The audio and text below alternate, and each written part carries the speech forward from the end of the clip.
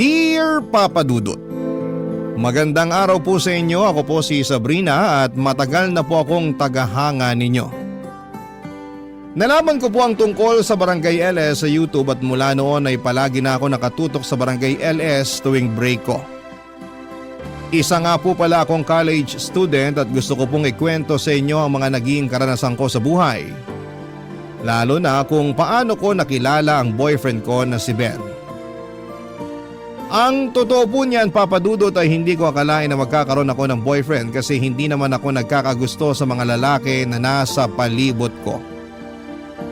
Pero sadyang mapaglaro lang talaga ang tadhana kasi nagbago ang lahat ng yon noong nakilala ko si Ben, Papa Dudut.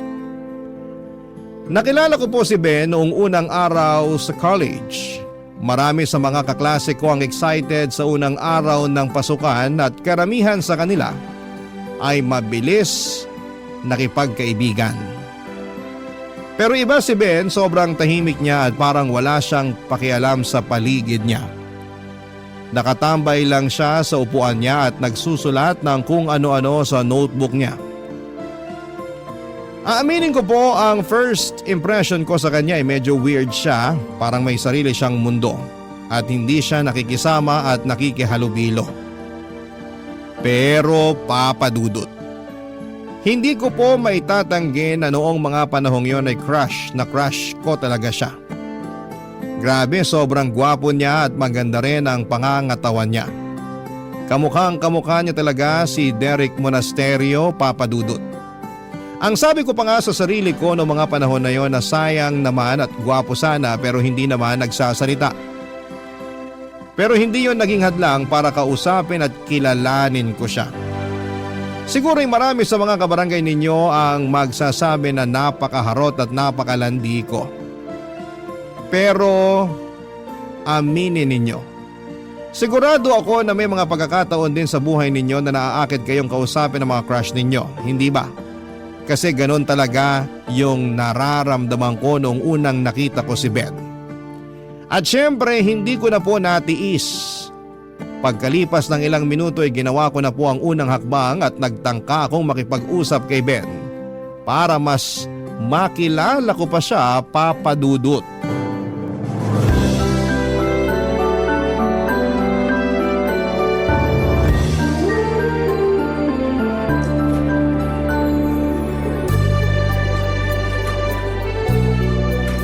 Hello, tatabihan kita ha.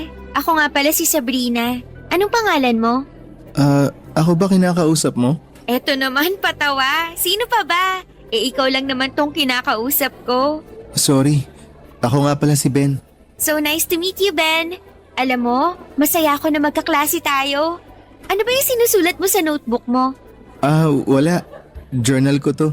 OMG, hindi ka lang pala gwapo. Matalino ka pa. Thank you. Patingin ako ng journal mo ha. Uy, wag! Sorry kung napagtaasan kita ng boses. Ano ka ba? Ba't sorry ka ng sorry dyan? Ang totoo niyan, dapat ako nga tong humihingi ng tawad sa'yo kasi hindi ko na-realize na ini-invade ko na pala yung personal space mo. Pasensya ka na talaga ha. Sadyang makulit lang talaga ako. Ayos lang yun. Nga pala, may tatanong ako sa'yo ha. Sana wag mong masamain. Kanina ko pa kasi napapansin na wala kang kinakausap dito sa classroom. Tapos hindi ka rin umiimik. May pinagdadaanan ka ba? Ha? Wala akong problema. Okay lang ako. Well, kung sakaling kailangan mo ng makakausap, andito lang ako ha. Friends na tayo simula ngayon, okay? Sige. Perfect! Yan! Nga pala, thank you rin ha. Ha? Thank you saan? Thank you kasi ikaw ang unang kumausap sa akin dito sa classroom. Kasi malamang iniisip ng mga kaklase natin na weirdo ako.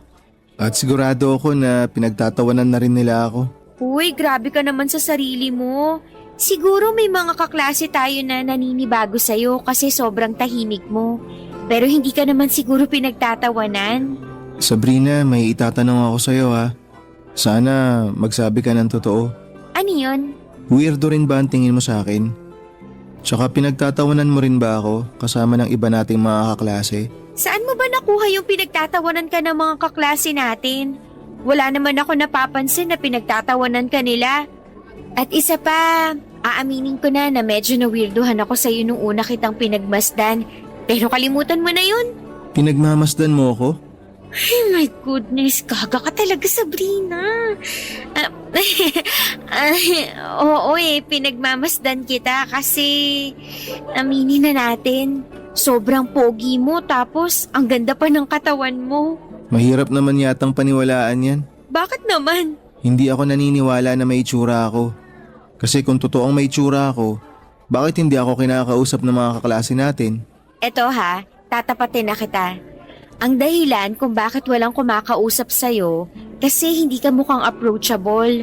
Maniwala ka sa akin, gwapo ka pero yung mukha mo kasi parang... Parang ano? Parang nang tataboy ng tao, mukha kang masungit, ganun. Sorry, di ko talaga sinasadya. Ganito lang talaga mukha ko. Alam mo ikaw, kung may piso lang ako sa bawat sorry mo, malamang mayaman na ako ngayon. Thank you talaga. Napagaan mo loob ko. Anong ibig mong sabihin? Ang totoo niyan, kabadong-kabado ako kasi first day of school natin ngayon. Pero napagaan mo yung loob ko. Tsaka kahit paano, nawala yung kaba na nararamdaman ko. Ano ka ba? Wala yun. Maliit na bagay. Nga pala, ayos lang ba sa'yo kung sabay na tayong mag-lunch mamaya? Seryoso ka na gusto mo kong kasabay mag-lunch? Eto naman, kung makapagsalita parang may nakakahawang sakit. Oo, wala, hindi. I mean, wala akong nakakahawang sakit. At oo, sasabayan kita mag-lunch. Perfect! Basta babalikan kita dito pagkatapos ng klase natin, ha? Shucks, andyan na yung professor. Babalik na muna ako sa upuan ko. Nice meeting you! Sobrang mahiyain talaga si Ben, Papa Dudut. Sayang lang kasi at gwapo siya pero parang wala talagang tiwala sa sarili. Nung una ko siyang kinausap ay halatang halata na parang gusto niyang maglaho at mawala sa mata ng lahat. Pero sa totoo lang kahit sobrang mahiyain ni Ben at hindi siya yung tipo ng tao na madaling lapitan, ramdam ko pa rin na mabait siya kasi hindi ba bilang mga tao ay nararamdaman natin kung mabait, mayabang o may masamang ugali yung mga tao na nakakasalamuha natin.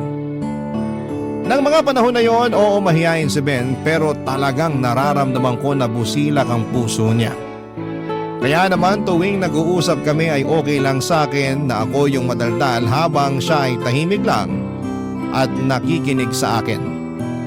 At hindi nagtagal ay naging matalik na magkaibigan kami ni Ben. Sabay kaming nagla-lunch araw-araw at nagtutulungan na din kami sa mga assignments. Natutuwa ako kasi nararamdaman ko na komportable na siya sa akin. Nung una tuwing kinakausap niya ako ay parang nahihirapan siya, utal-utal siya kung magsalita. Tapos ay nanginginig pa. Pero hindi nagtagal ay naging mas natural na siya, Papa Dudut. Pag kinakausap ko siya ay hindi na siya kinakabahan. Pero sa ibang tao ay ramdam ko pa rin yung kaba niya. Kaya madalas ako na lang ang kinakausap ni Ben. Kasi kapag ako ang kausap niya ay hindi siya kinakabahan at mas komportable siya. Noong mga panahon na yon ay naisip kong normal pa ba yung nararamdaman ni Ben. Kasi hindi ba minsan natural lang naman nakabahan tayo pero kay Ben, kahit yung mga simpleng bagay ay sapat na para kabahan siya ng lubusan. May isang pagkakataon nga na habang binabayaran niya yung tuition fee niya ay nanginginig pa ang kamay niya at parang nahirapan siyang magsalita. Ang dami niyang inhale, exhale. Bago niya kinausap yung registrar para bayaran ang tuition fee niya. Pero kahit na may ganong karamdaman si Ben ay tanggap ko pa rin siya bilang kaibigan. Kasi sa pagiging tunay na kaibigan ay wala kang mapipintas kay Ben, Papa Dudut. At pagkatapos ng ilang linggo ay dumating ang araw na isa-isa kaming ipinag-present sa klase. At doon ko talaga nakumpirma na hindi na normal yung pinagdadaanan ni Ben, Papa Dudut.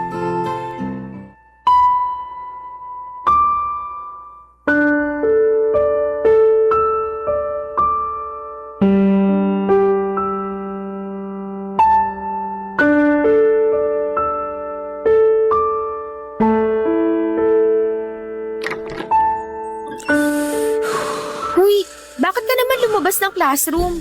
Ikaw na yung susunod na magpe-present, oh. Sabrina, pasuyo naman oh. Pwede mo bang sabihin sa prof natin na uuwi na ako? Teka lang, bakit naman? Ang laki kaya ng impact ng presentation na yun sa grades natin. Pasensya ka na pero hindi ko talaga kaya. Sigurado ako na pagtatawanan lang ako ng mga kaklase natin. Ben, may itatanong ako sa'yo ha. Sana magsabi ka sa akin ng totoo. Ano yung itatanong mo? Nito kasing mga nakaraang linggo, madalas ko nang napapansin na pinagpapawisan, nanginginig at nauutal ka tuwing may kausap kang ibang tao. Alam ko na yung iniisip mo. Wala akong bisyo. Hindi rin ako umiinom ng kape. Kung ganun, bakit ka nagkakaganyan? Simula nung elementary pa lang ako, ganito na talaga ako. Pero mas lalong lumala nung nag-high school ako. Ang mahirap pa, pati si mama hindi naniniwala na may kakaiba akong nararamdaman. Ang ibig mong sabihin, alam ng mama mo ang nangyayari sa'yo? Oo, alam niya pero palagi niyang ini-invalidate yung nararamdaman ko eh. Tuwing kinukwento ko sa kanya na hindi normal tong kaba na nararamdaman ko, sinasabi niya na nag-iinarte lang daw ako. Kawawa ka naman pala. Pero wag kang mag-alala kasi sigurado ako na darating din yung araw na maiintindihan ka ng mama mo. Pero yung papa mo, naikwento mo na rin ba sa kanya yung tungkol dyan sa kondisyon mo? Wala na si Papa. Matagal niya na kaming iniwan ni Mama. Sumama siya dun sa babae niya. Ay, anyway, uuwi na ako. Pasuyo na lang ah. Parang awa mo na. Huy, ano ba? Dito ka lang. Sabrina naman, please. Hayaan mo na ako umuwi. Makinig ka sa akin. Hindi ka magpapatalo sa kung ano man yung nararamdaman mo. At hindi ako makakapayag na bumagsak ka sa klase natin dahil lang dyan sa kaba mo. Kung nagawa ko yung presentation ng maayos, sigurado din ako na kaya mo din yun. Pero paano pag pumalpak ako? Paano kung magmukha akong tanga sa harap ng mga kaklase natin? Paano kung ito na yung maging simula ng pambubuli nila sa akin? Sa tingin mo ba may oras pa ang mga tao dito para gawin kang katatawanan? Sa sobrang dami ng projects at reports natin, sigurado akong wala ng panahon ng mga kaklase natin para pagtuunan ka pa ng pansin. Hindi ka nakakasigurado dyan. Anong ibig mong sabihin? Madalas kasi akong pagtawanan ng mga kaklase ko nung high school ako. Hindi raw kasi ako nakakapagsalita ng maayos. Tsaka tuwing sinusubukan kong magsalita, sabi nila, tunog aso daw ako na umiiyak. Tinatawag din nila akong lampayatot. Kaya doon ang galing yung lakas ng loob ko para mag-gym. Nagbaka sakali rin ako na pag nag-gym na ako, baka magkaroon ako ng kumpiyansa sa sarili. Pero wala eh. Kasi hanggang ngayon, yung kaba ko sa social setting natin, hindi pa rin nawawala. Teka lang, nag-gym ka? Oo, bakit parang takang-taka ka? Shucks! Kaya pala ang laki ng katawan mo. Malaki katawan ko? Tumataba na ba ako? Ano ka ba? Hindi. Ang ibig kong sabihin, maganda yung katawan mo. Ah, akala ko pinagtatawanan mo na ako eh. Eto talaga, hindi. Sige, ganito na lang. May receptionist ba dun sa gym na pinupuntahan mo? Ha? Oo naman. Bakit? Nakakausap mo ba yung receptionist ng gym? Oo. Pero saglit lang, tapos umaalis na rin ako. Sige, ganito na lang ang isipin mo. Kapag nag-present ka na dun sa harapan ng mga kaklase natin, isipin mo na lang na yung receptionist ng gym yung kausap mo para hindi ka nakabahan. Pero kung kakabahan ka pa rin, ako na lang yung tingnan mo para mawala yung kaba mo at makapag-present ka ng maayos. Okay ba sa'yo yun? Sige, susubukan ko. Thank you ah. Maliit na bagay. So ano, okay ka na? Aaminin ko, kinakabahan pa rin ako pero mas okay na ako ngayon dahil sa'yo. Sige, hinga ka muna ng malalim. Inhale. Exhale. O ayan. Tapos subukan mong i-clear yung mga negative na naiisip mo. Paano? Ako yung isipin mo. Hindi, seryoso. Subukan mong isipin na mag-isa ka lang sa kwarto mo para hindi ka na kinakabahan ng ganyan. Okay ka na? Oo. Salamat talaga ah. Alam mo, ikaw, puro ka pa sa salamat. O halika na, pumasok na tayo sa loob. Baka mamaya mapansin pa ng prof natin na sabay pa tayong lumabas. Baka kung ano pang isipin nun. Halika na. Mabuti na lang talaga at hindi napansin ng professor namin na lumabas kami ni Ben ng classroom.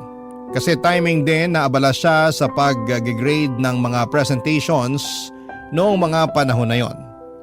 Anyway, papadudot na tuloy ang presentation ni Ben at halatang halata na naiiyak siya habang nagpe-present ito sa buong klase at nanginginig pa yung boses niya. Pero sa kabila ng lahat ng yon ay nagawa pa rin niyang tapusin ng maayos ang presentation, kaya naman proud na proud ako kay Ben ng araw na yon. Pag uwi ko ng bahay, naisip ko na mag-research tungkol sa nararamdaman ni Ben. Aaminin ko nung una akala ko ay baka nagkakape siya o baka may bisyo siya kaya ganon na lamang kung kabahan siya. Pero kapag kami lang dalawa ni Ben ay medyo okay naman siyang kausap. Kaya't naisip ko na may mas malalim pa na kadahilanan kaya siya kabado kapag ibang tao na ang kasama o kausap niya. At doon ko po nalaman na may social anxiety pala si Ben. Ang social anxiety ay isang mental condition kung saan ang tao ay palaging kinakabahan at natatakot na baka husgahan o kutsain ng ibang tao. Dahil dito, madalas nilang iniiwasan ang mga pakikisalamuha sa public na lugar. At dahil sa takot na yon, kadalasan ay nauutal sila at minsan ay nagiging physical ang epekto. Tulad ng panginginig ng kamay o pinagpapawisan dahil sa sobrang kaba.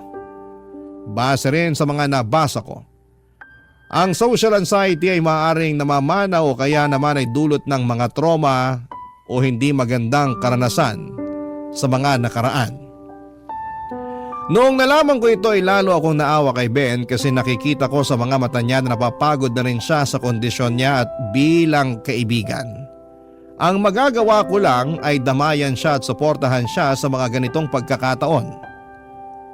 Makalipas ang ilang araw ay naisip kong ibahagi kay Ben yung natutunan ko tungkol sa social anxiety. Noong sinabi ko sa kanya ito, agad niyang sinabi na kuhang-kuha niya daw yung mga sintomas na nabanggit ko tungkol sa social anxiety. Sabi niya lahat ng sintomas ay nararamdaman at nararanasan niya. Yung palaging kinakabahan, takot na baka husgahan siya, at pati na rin yung pakiramdam na gusto niya na lamang magtago tuwing nakakakita siya ng ibang tao, papadudot. Barangay Love Stories. Barangay Love Stories. Pero papadudot ayon nga sa isang quote na nabasa ko, love conquers all daw. At hindi naging hadlang ang social anxiety ni Ben para mahulog ang loob namin sa isa't isa. Hindi na rin siguro nakapagtataka kung nagkatuluyan kami kasi palagi ko namang pinaparamdam kay Ben na hindi ko siya iiwanan, lalo na sa mga darkest moments niya. Aaminin ko noong una ay gwapo talaga si Ben kaya ako nabighani sa kanya. Pero yung ugali niya talaga yung totoong dahilan kung bakit ako patuloy na nananatili sa tabi niya. Siguro maraming tao ang iisipin na snob si Ben o di kaya ay suplado. Pero ako ang makapagpapatunay na hindi yon totoo. May pinagdadaanan lamang talaga siya na hindi naiintindihan ng karamihan. Pero hindi ibig sabihin noon ay masama siyang tao. At dumating na nga yung panahon na niligawan na ako ni Ben. Palagi siyang may dalang chocolates and flowers para sa akin. At habang nililigawan niya ako ay napansin ko na mas komportable na siyang i-text sa akin yung mga nararamdaman niya. Kasi sa text, mas nakakapag-compose siya ng mga thoughts niya at mas naipapaliwanag niya ng maayos ang saloobin niya. Isa rin sa mga napansin ko kay Ben ay ayaw niya yung tinatawagan siya sa cellphone. Parang tumitibok ng malakas ang puso niya kapag nakakarinig siya ng pag-ring ng cellphone niya. Pero tinulungan ko siya papadudot at nagsimula kaming magtawagan. Kasi gusto ko na matulungan siya na mawala yung kaba niya sa pagsagot ng tawag at para na rin matulungan siya na mawala yung social anxiety niya kahit papaano. Fast forward papadudot at naging kami din ni Ben at dumating na yung araw na naglakas loob na siya na ipakilala ako sa mama niya. Nung una syempre kinakabahan si Ben pero nilabanan niya yon kasi sabi niya sa akin yung pagpapakilala niya sa akin sa mama niya ay patunay daw na seryoso siya sa akin. Hindi ko inakala na ang haba na pala ng buhok ko. Hindi ko nga lubos akalain na yung crush ko ay magiging boyfriend ko na rin sa wakas. At noong mismong araw na yon ay tumuloy na kami sa bahay ni Ben para ipakilala ako sa mama niya, Papa Dudut.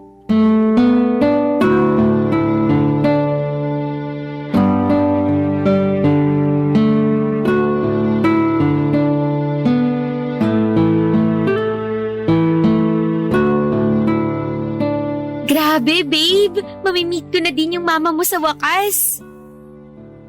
Hello? May kausap pa ba ako dito? Bakit hindi ka mapakali dyan? Pasensya ka na babe, pero ito kasi yung first time na may ipapakilala ako sa mama ko eh. Alam mo, kung hindi ka pa handa, naiintindihan ko naman eh. Uuwi na lang ako kung gusto mo. Uy, sandali lang. Wag, dito ka lang. Kaya ko to. Kaya ko. Lika. Sigurado ka na ba talaga? Oo. Gusto ko talaga iparamdam sa'yo na seryoso ako sa pagiging boyfriend mo. Kaya halika na, pumasok na tayo. Ipapakilala na kita. Ma? Ben! Ikaw na ba yan? Andito ako sa kusina. Halika rito para matulungan mo na ako sa pagluluto. Opo.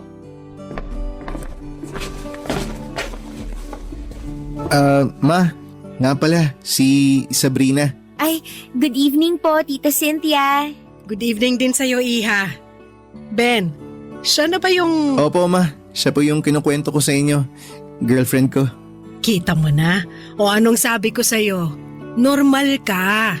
Sadyang mahiyain na torpe ka lang talaga. Ma, yung hiya tsaka yung kaba na nararamdaman ko araw-araw, hindi naman na po normal eh. Sus! Tita Cynthia, mawalang galang na po ah. Pero totoo po yung sinasabi niya.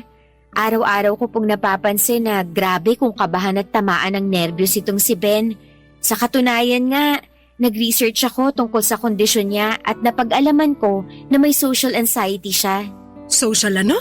Social anxiety po, isa po siyang mental condition kung saan palaging natatakot at kinakabahan yung isang tao kahit sa mga normal o pangkaraniwan na mga sitwasyon o gawain.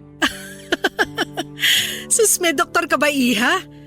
Kayo talaga mga kabataan ngayon kung ano-ano na lang ang mga nababasa at pinaggagawa nyo sa internet. Kaya masyado kayong praning at sensitive eh. Ma, totoo yung sinasabi ni Sabrina. At sangayon din po ako sa research niya. Sa tingin ko po talaga may social anxiety ako. Kalokohan! Huwag ka nga magpapapaniwala dito sa girlfriend mo. Alam mo, Iha, sayang ka. Gusto pa naman sana kita kasi maganda ka at mukha pa namang edukada pero hindi ko gusto yung mga pinapasok mo sa utak ng anak ko. Ma, please, wag niyo naman pagsalitaan si Sabrina ng ganyan. Masisisi mo ba ako? Pinagmumukha kang baliw nitong girlfriend mo? Ano? Hindi po sa ganun yun. Ma naman, labas si Sabrina dito. Matagal ko nang kinukwento sa inyo yung tungkol sa nararamdaman ko. Pero kayo lang tong hindi naniniwala sa akin eh. Kayong mga kabataan, kung ano-ano na lang ang pinagagagawa nyo para lang makakuha ng simpatsya. Mga kulang kayo sa pansin. Tita, I'm sorry pero sumusobra na naman ata kayo. Umalis ka na nga dito. Lubayan mo ng anak ko. At ikaw, Ben, kailan ka pa magtitino? Sa tingin nyo ba talaga ginusto ko magkaroon ng social anxiety? Pagod na ako na maramdaman tong nararamdaman ko, ma. Ayoko ng ganitong klaseng buhay. Yung tipong palagi na lang akong kinakabahan tuwing may ibang tao ko nakakausapin. Yung tipong tuwing may kakausap sa akin, palagi ako nag-overthink. Palagi kong iniisip na may mali ako nasabi sa kanila. At alam niyo po ba kung ano yung pinakamasakit sa lahat? Ang pinakamasakit ay yung sarili kong ina hindi naniniwala sa pinagdadaanan ko. Aminin mo nga sa akin. May bisyo ka ba? Ganyan naman kayo palagi eh. Tuwing kinukwento ko sa inyo yung tungkol sa sitwasyon ko. Palagi na lang kayo naghihinala na nagbibisyo ako. Pero wala, ma. Ilang beses ko bang sasabihin sa inyo na hindi ako nagbibisyo? Ben, tama na yan. Huminahon ka. Hindi. Kailangan niya marinig to. Kailangan niyang maintindihan na nahihirapan na ako. Nahihirapan? Nakakapunta ka pa nga ng gym eh. Pero hanggang ngayon nanginginig pa rin ako sa takot tuwing pumupunta ako sa gym. Alam niyo ba yun? Siyempre hindi. Kasi ni minsan hindi naman kayo nagtanong kung okay lang ako, May. Ni minsan hindi niyo inalam yung tungkol sa kondisyon ko. Utang na loob. Hindi pa ba sapat yung napapakain kita ng 3 beses sa isang araw? Hindi pa ba sapat yung napag-aaral kita sa kolehiyo? Napaka-ingrato mong bata ka? Wala naman akong sinabi na hindi ako nagpapasalamat sa inyo eh. Ang totoo niyan, grabe yung pasasalamat ko sa inyo dahil binuhay niyo ako ng mag-isa simula nung iniwan tayo ni Papa. Pero hindi naman yun yung problema. Ang gusto ko lang naman sana unawain niyo yung kondisyon ko. Anong gusto mong sabihin ko? Hala! Nakakaawa ka naman! Nahihirapan ka sa kondisyon mong hindi naman totoo! Maupo ka na lang dyan! Maya-maya kakain na rin tayo! Pasensya na ma pero biglang sumama yung pakiramdam ko. Doon na lang muna ako sa kwarto. Sabrina, umuwi ka na. Tatawagan na lang kita mamaya. Ha? Sige. Hoy, babae, makinig ka sa akin ha. Ito na ang huling beses na sasabihin ko to sa'yo. Lubayan mo ng anak ko kung ayaw mo magkagulo tayo. Sige na! Umalis ka na! Sobrang nalungkot at nanghinayang po ako na hindi maganda yung unang pagkikita namin ni Tita Cynthia.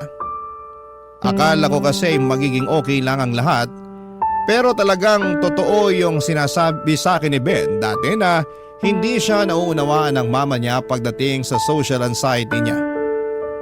At ang pinakamasaklap sa lahat ay ako pa yung sinisisi ni Tita Cynthia kung bakit nakakaranas ng social anxiety si Ben. Sobrang unfair po noon para sa akin kasi sino ba naman ang gugustuhin na magkaroon ng social anxiety ang boyfriend? Kung tutuusin nga dapat si Tita Cynthia pa ang unang nakakaintindi sa kondisyon ni Ben dahil siya yung nanay pero parang kabaliktaran pa yung nangyayari.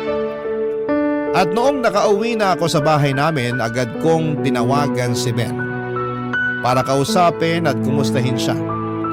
Naikwento niya sa akin na noong nasa high school pa lamang siya, madalas na daw silang nagtatalo ng mama niya tungkol sa social anxiety niya.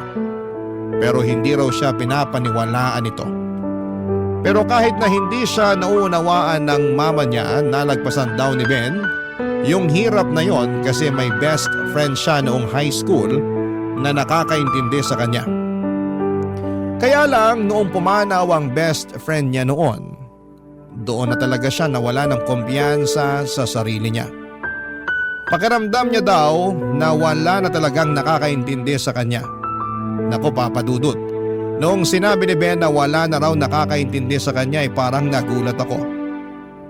Parang sinabi ko sa sarili ko, ay aba matindi, walang nakakaintindi sa iyo so ano ako, multo? Pero syempre hindi ko na sinabi yon sa boyfriend ko. Ang sinabi ko lang sa kanya ay kahit pumanaw na yung best friend niya, nandito pa naman ako para intindihin at unawain siya.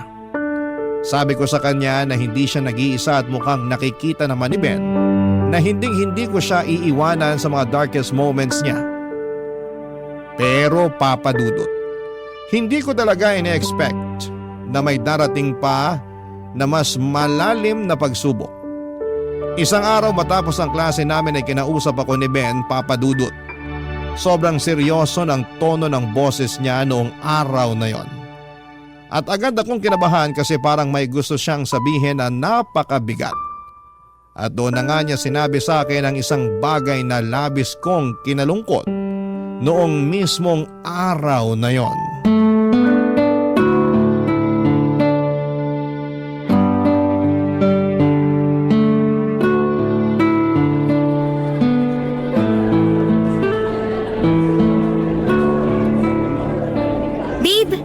Lunch na tayo. Saan mo gustong kumain, ha? Sabrina, kailangan natin mag-usap. Ano ba yan? Kinakabahan ako sa tono ng boses mo. Tungkol ba to kay Tita Cynthia? Naku, huwag ka nang mag-alala. Hindi na naman ako nasasaktan sa mga sinabi niya sa akin. Naka-move on na ako doon. Hindi tungkol doon. So ano nga? Siguro panahon na para tapusin na natin to. Ano? Anong pinagsasasabi mo dyan? Sorry, pero nahihirapan din ako para sa iyo eh. Araw-araw ako nakokonsensya sa mga kailangan kong pagdaanan dahil lang sa sakit na to. Hindi mo to deserve. Hindi mo deserve yung ganitong klase ng pagmamahal. Mabait ka at nagpapasalamat ako sa iyo dahil minahal mo ako, pero mas deserve mo yung normal na klase ng pagmamahal. Normal na relasyon, yun ang mas kailangan mo. Yun ang mas para sa'yo. Hindi yung ganito na palagi mo nalang iniintindi yung kondisyon ko. Hindi, Ben, ayoko. Sino bang nagsabi sa'yo na nahihirapan ako, ha? Ilalaban natin to. Please, wag mo namang gawin sa akin to. Bata pa lang ako, pinagdadaanan ko na to. Tsaka hindi ko masasabi kung kailan to matatapos. Ayaw kitang idamay, ayaw kitang hilahin pababa. Kaya sige na please, iwan mo na lang ako. Maniwala ka sa akin. Malalagpasan din natin to. Hindi kita iiwan. Pero kailangan. Para din sa'yo to, maniwala ka. Mauubos ka lang kapag ipinagpatuloy pa natin to. Kaya sige na, pumayag ka na. Ganun na lang ba kadali para sa'yo na itapon ang lahat ng to? Hindi mo alam kung gaano ako nasasaktan ngayon sa gusto mong mangyari. Ang gusto ko lang mangyari, magkaroon ka ng normal na buhay. Normal na relasyon. Hindi mo makukuha yun kung patuloy mo kong iintindihin. Sorry, alam kong kasalanan ko kasi niligawan kita, pero kaya ako nga tinatapos to eh. Hanggat maaga pa para may oras ka pa. Para hindi ka na mahirapan. Kung ganito lang din naman ang kahihinatnan ng lahat ng to. Sana pala, nung first day pa lang, hindi na kita kinausap. Sana, hinayaan na lang kita na mag-isa. Nagsisisi ako na nakilala pa kita. Umamin ka nga sa akin, Ben. Minahal mo ba talaga ako? O napilitan ka lang kasi wala nang ibang kumakausap sa'yo? Hindi sa ganun yun. Minahal kita at hanggang ngayon mahal na mahal pa rin kita. Kaya ako nga ginagawa to eh, kasi mahal kita. Pero bakit ganon? Bakit hindi ko maramdaman ngayon yung pagmamahal na sinasabi mo? Questionin mo na lahat, wag lang yung pagmamahal ko sa'yo. Sa tingin mo ba hindi ako nasasaktan tuwing pinamumukha sa akin ng sarili kong ina na ikaw yung dahilan kung bakit ako nagkakaganito? Nasasaktan ako para sa'yo. Tuwing sinasabi ni mama na pinahihirapan lang daw kita. Sinabi niya yon?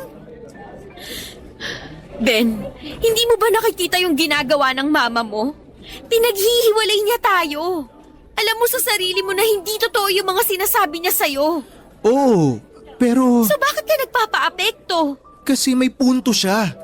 Tama siya, Sabrina. Pinahihirapan lang kita. Utang na loob. Manindigan ka naman. Matuto kang lumaban para sa mga taong nagmamahal at naniniwala sa'yo. I'm sorry. Tama ka. Hindi mo ako sinukuan. Kaya wala akong dahilan para sukuan din yung relasyon nating dalawa. Maniwala ka, Ben. Magtatapos din to. Pero hanggang kailan? Hanggang kailan ako magtitiis at mahihirapan? Hindi ko alam. Pero isang bagay lang ang sinisigurado ko sa'yo. At yun ay hindi kita susukuan, ha? Sabihin mo nga sa akin ng totoo. Hindi ka pa ba nagsasawa na intindihin ako? Aaminin ko, may mga pagkakataon na nahihirapan ako para sa'yo. Pero bilang girlfriend mo, alam ko rin na mas higit ka pa kaysa dyan sa nararamdaman mo. Kaya please lang, lumaban ka. Huwag kang susuko. Alam mo, hindi ko alam kung anong nagawa kong tama para magkaroon ako ng girlfriend na katulad mo. Sobrang swerte ko sa'yo. At sobrang swerte ko din sa'yo kasi nakikita ko naman kung paano mo nilalabanan yung nararamdaman mo. Siguro hindi mo nakikita yun. Pero para sa akin, sapat na yung sinusubukan mong labanan yung social anxiety mo. Sana balang araw, makita at ma-realize ni Mama na hindi ko naman talaga ginusto na magkaroon ng sakit na ganito. Pero alam mo, sa totoo lang, naiintindihan ko rin naman yung mama mo. Kasi iniwan kayo ng papa mo. Tapos pinalaki ka niya ng mag-isa.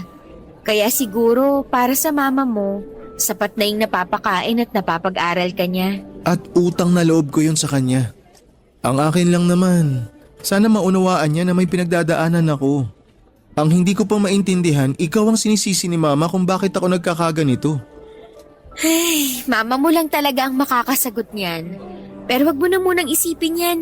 Mas lalo ka lang masistress. Tama ka. Babe, pasensya ka na talaga. Salamat din kasi hindi ka napagod na iparamdam sa akin na mahal mo ko. I love you. I love you too. Basta wag mo na ulit gagawin yun ha. Hindi tayo maghihiwalay at hindi ako magsasawang ipadama sa'yo na mahal kita.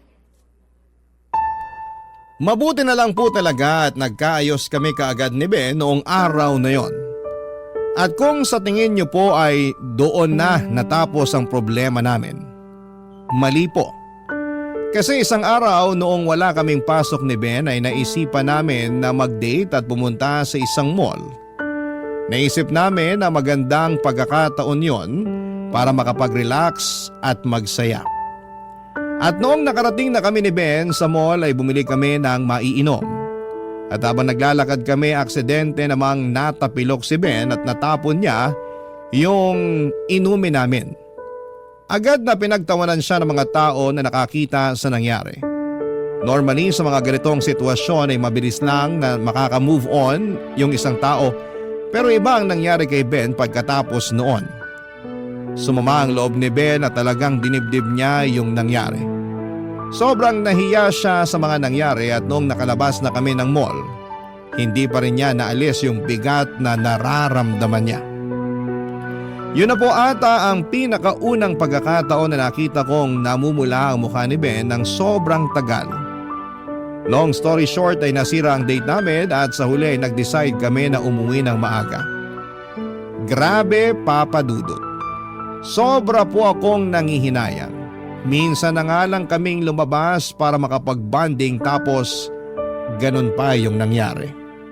Nararamdaman ko na parang sayang talaga yung pagkakataon na yon. Kasi perfect na sana yung araw para sa amin. Ang totoo niyan ay maituturing ko na sana na perfect boyfriend si Ben kung wala lang siyang social anxiety. Pero nang mga panahong yon, sa kabila ng mga nangyari, wala talaga sa bokabularyo ko ang makipaghiwalay kay Ben. Sa halip ay nag-isip ako ng paraan kung paano ko matutulungan ang boyfriend ko sa mga pinagdadaanan niya. Kasi habang tumatagal, mas nararamdaman ko na kung wala akong gagawin, baka tuluyan ang masira ang relasyon namin. Ayokong masira yon kaya't nag-decide akong kailangan ko ng kumilos kung gusto ko pang isalba ang relasyon naming dalawa. Barangay Love Stories. Barangay Love Stories. Noong mga panahong yon ay gusto ko na talagang patignan si Ben sa isang psychiatrist. Kasi alam ko na sa mga kondisyong katulad ng social anxiety, mas makakatulong kung may profesional na tutulong kay Ben na maintindihan kung ano talagang nararamdaman niya. At syempre para matutunan niya rin kontrolin ang mga emosyon niya. Kung iisipin mo kasi ang mga mental conditions tulad ng social anxiety ay matagal nang pinag-aaralan ng mga psychiatrist. At sila yung may tamang kaalaman at training para matulungan si Ben na malagpasan yon. Nang ikinuwento ko kay Ben kung willing ba siyang magpatingin sa psychiatrist ay hindi siya nagdalawang isip. Sabi niya willing siyang gawin at walang problema sa kanya yon kasi kahit si Ben ay alam niyang hindi na niya kayang kontrolin yung sobrang kaba at hiya niya tuwing nasa pampublikong lugar siya. Hindi rin niya maintindihan kung bakit yung ibang tao parang normal na nakakapag-interact sa ibang tao habang siya ay palaging nahihirapan. Naawa nga ako kay Ben kasi minsan ay nakikita ko yung inggit sa mata niya sa mga taong tila walang problema sa pakikipag-usap o pakikipagsalamuha sa ibang tao. Kaya lang, may malaking problema kami, Papa Dudut. Pareho kaming estudyante ni Ben at wala kaming sapat na pera para patignan siya sa psychiatrist. Dapat nga si Tita Cynthia na mismo ang nagkukusa na patignan si Ben. Kasi siya naman yung nanay at may responsibilidad siyang tulungan si Ben sa kondisyon niyang ito. Pero hindi naman po nagkakasundo si Ben at Tita Cynthia kapag yung social anxiety na ang pinag-uusapan. Kaya bilang girlfriend ni Ben ay naglakas loob na ako na pumunta sa bahay nila at kinausap ko talaga si Tita Cynthia. Gusto ko sanang ipaintindi sa kanya na hindi biro at basta-basta ang pinagdadaanan ni Ben at kailangan niyang tanggapin at unawain ang kondisyon ng sarili niyang anak. Hindi ko alam kung magiging madali o mahirap ang usapan na yon pero ang alam ko lang ay kailangan kong gawin yon para sa boyfriend ko, Papa Dudut.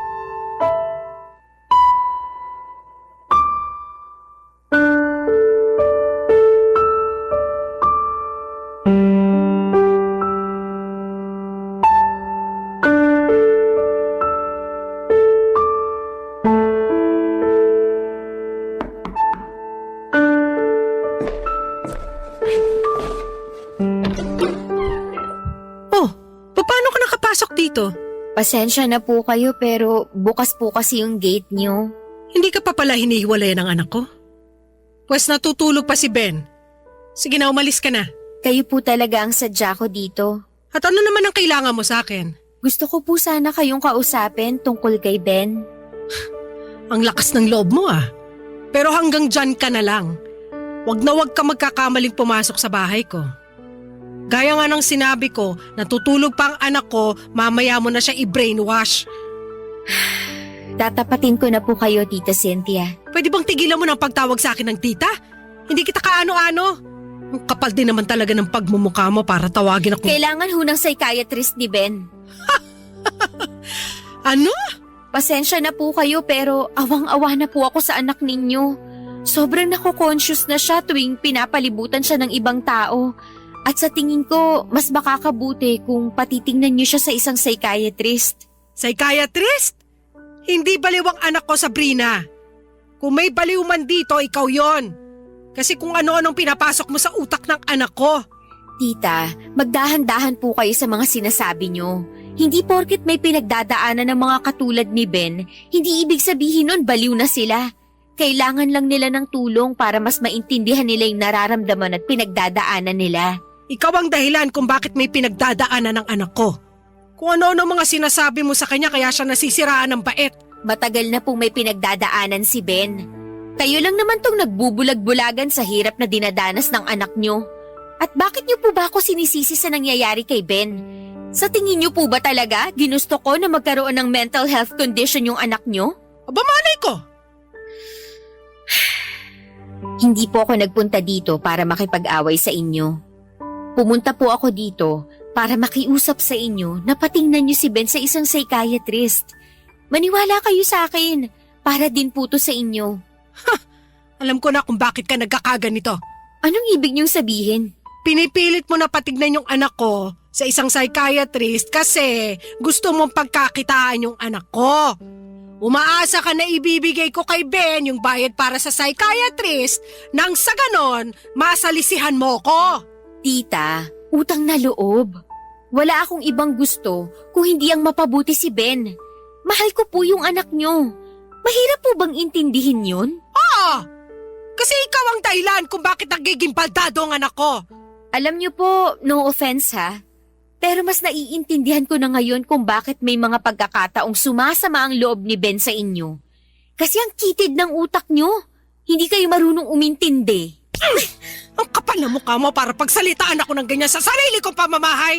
Sabihin niyo nga ho sa akin, bilang nanay niya, hanggang kailan niyo kayang tiising nakikita si Ben na nahihirapan sa kondisyon niya? Wala siyang kondisyon. Gawa-gawa niyo lang yan. Kayo kasi mga kabataan, kulang kayo sa pansin. Walang sakit si Ben. Normal ang anak ko, naintindihan mo? Tita, parang awa niyo na. Ako na ang nasasaktan para kay Ben. Maniwala ho kayo kung may pera lang ako, hindi na ako lalapit sa inyo at ako na mismong magdadala sa kanya sa psychiatrist. Pero pareho lang kaming estudyante ni Ben at wala kaming sapat na pera para gawin yun. Ayan! Lumabas din yung totoo! Gusto mo akong perahan kasi walang-wala ka, manggagancho ka. Mali po yung iniisip nyo. Hindi ako ganong klaseng babae. Concerned lang ako kay Ben, mahirap bang unawain yun? Ito lang ang ipinapangako ko sa'yo, Sabrina, kaya makinig ka. Gagawin ko ang lahat para maghiwalay kayo ng anak ko at hindi ako titigil hanggat hindi kayo naghihiwalay. Bakit ba ang init ng dugo nyo sa akin? Nung una tayong nagkita, pinakitunguhan ko naman kayo ng maayos at wala akong ginawa sa inyo para kasuklaman nyo ako ng ganito katindi. Kasi ikaw ang dahilan kung bakit sa tingin ni Ben nasisiraan na siya ng ulo. Kung ano-ano mga pinagsasasabi mo sa kanya kaya siya unti-unting nababaliw. Sana, pag-isipan niyo po ng mabuti yung mga sinasabi ko sa inyo. Hindi po kami nag-iimbento ni Ben at pareho naming alam na kailangan niya ng tulong. At kayo lang pong may kakayahang ibigay sa kanya yung tulong na kailangan niya. Umalis ka na, kundi ipapabarangay kita! Pakisabi na lang po kay Ben na dumaan ako dito. Umalis ka na!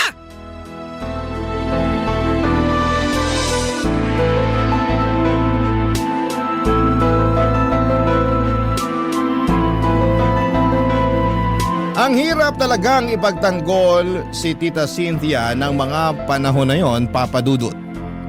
Mukhang lumaki siya sa mas makalumang pananaw at mahirap baguhin yung ganong klase ng mindset. Ako naman ay ipinagpapasa Diyos ko na lang na sana balang araw ay mas lalawakan ni Tita Cynthia yung isip niya. Kasi beruin mo ha, yung mismong ina mo ay hindi ka naniniwala na may pinagdadaanan ka.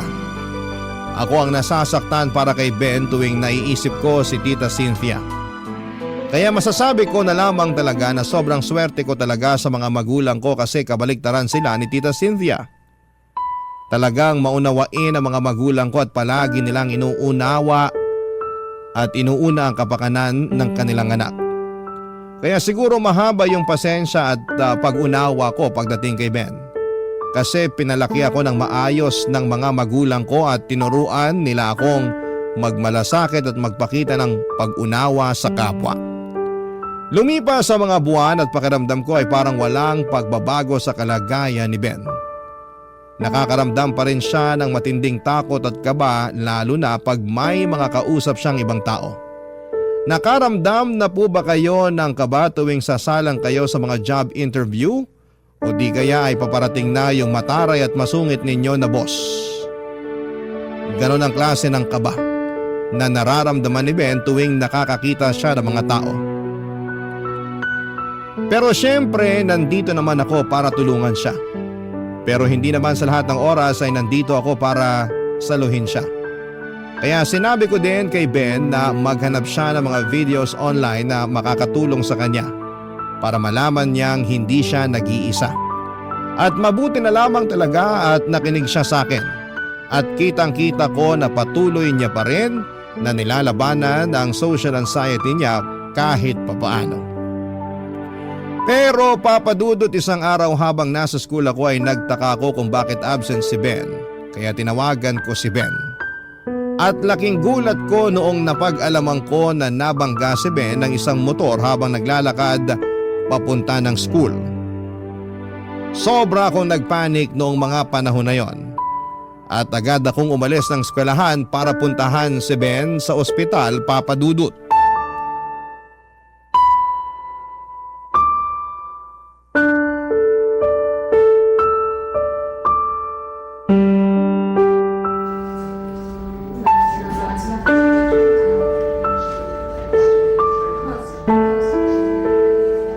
Ben, anong nangyari sa'yo?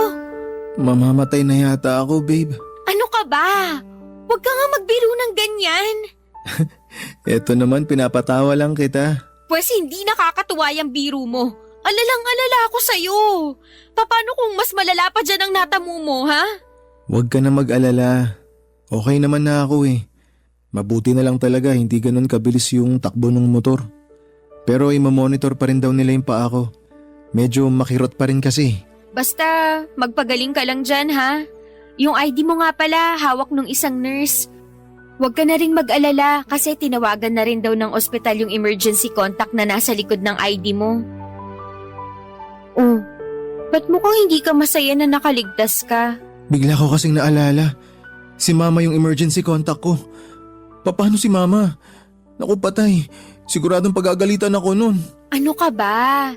Kahit masungit yun, hindi mo naman pwedeng itago sa mama mo tong nangyari sa'yo. Basta, huwag mo na nga munang isipin yan. Ang importante, ligtas ka. Diyos ko, Ben anak, Ma? salamat sa Diyos at ligtas ka. Hindi ko mapapatawad ang sarili ko kung may masamang mangyari sa'yo. Huwag na po kayo mag-alala. Okay na po ako. Anak, I'm sorry kung pinaramdam ko sa'yo na hindi kita pinapahalagahan. Ang totoo yan, matagal ko nang alam at napapansin yung tungkol sa social anxiety mo. Napapansin ko na kinakabahan ka tuwing inuutusan kitang sagutin yung telepono. At hindi ka rin mapakali tuwing may mga bisita tayo sa bahay. Alam na alam ko ang lahat ng yun, anak. Ang sa akin lang naman kasi, ayokong maramdaman na nagkulang at nabigo ako bilang nanay mo. Kaya hindi ko matanggap-tanggap yung tungkol sa pinagdadaanan mo. Bakit hindi niyo sinabi sa akin yan nung umpisa pa lang, Ma? Kung sinabi niyo sa akin yan ng mas maaga, di sana mas naintindihan ko kayo. Mas lalo tuloy ako nakukonsensya kasi sinagot-sagot ko kayo nung nakaraan. Hindi ka dapat makonsensya, anak. Kasi ako itong nagbulag-bulagan hanggang sa napaniwala ko na ang sarili ko na wala kang pinagdadaanan. Pero nung natanggap ko yung tawag na nabangga ka raw, doon ko napagtanto na naging masama akong ina sa'yo. Anak, sana mapatawad mo ako. Ayos na yun, ma. Pinapatawad ko na kayo. Tsaka, mahal na mahal ko po kayo. Mahal na mahal din kita. Huwag ka mag-alala. Kasi paglabas mo rito, pupunta tayo sa psychiatrist para mas maunawan at maintindihan mo yung mga pinagdadaanan mo, ha? O nga pala, Sabrina. Salamat din sa'yo kasi pinakita mo sa akin na hindi ako naging perpektong ina. Na may mga pagkukulang din ako sa anak ko. Sa totoo lang, masaya po ako na nagkabati na rin kayo sa wakas. Tsaka, ma, huwag niyo na nga aawayin yung girlfriend ko, ha. Mahal na mahal ko yan. Oo naman. Sabrina, Iha, I'm sorry sa mga sinabi ko sa'yo noon.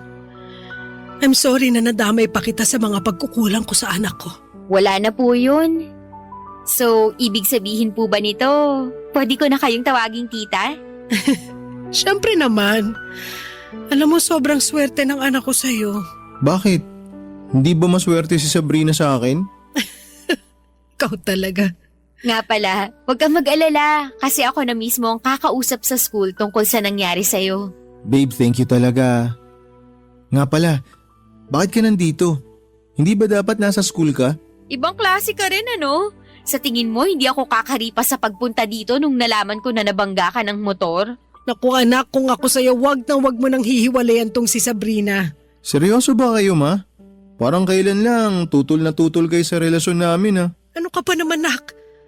Wag mo nga ipaalala sa akin yun, nakakahiya dito kay Sabrina eh. Basta tita, sinisigurado ko po sa inyo na okay na tayo. Mabuti naman kung ganon. Pero yung pag-aaral niyo munang atupagin niyo, ha? Mas mahalaga pa rin na makapagtapos kayo. Pero sigurado po ba kayo natanggap niyo na talaga si Sabrina? Siyempre naman. Kung ganun, panahon na para pagplanuhan namin yung kasal. Huy Ben, ano ka ba? Tumigil ka nga, nakakahiya. Okay na ako sa setup niyo sa relasyon yung dalawa. Basta pagbubutihin niyo lang ang pag-aaral niyo. Tsaka niyo naisipin yung pagpapakasal kapag nakapagtapos na kayo. Nga pala anak, nakuha mo ba yung plate number nung nakabangga sa'yo? Wag na po, okay naman po ako eh. Tama si tita. Dapat panagutin natin kung sino man ang lokong nakabangga sa'yo. Anyway, sigurado naman ako na may CCTV doon sa pinangyarihan ng insidente. Basta magpagaling ka na muna, okay? Thank you, babe. I love you. I love you too. Nagpapasalamat na lang po ako at hindi ganong kalala ang natamong sugat ni Ben. May mga kaunting fractures lang sa tuhod kaya't kinailangan niyang gumamit ng crutches at ilang linggong pahinga. Pero salamat sa Diyos kasi dumating din yung araw na gumaling din siya at nakabalik na sa school. Tungkol naman sa driver na nakabangga kay Ben, natunto ni Tita Cynthia yung bahay niya at hindi pala malayo sa pinangyarihan ng aksidente yung bahay ng driver.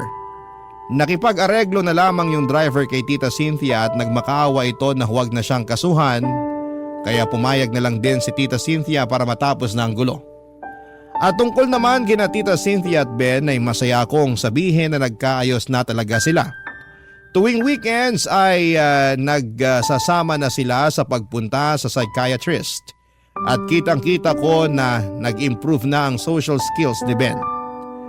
Nakakapagsalita na siya ng hindi kabado o nanginginig.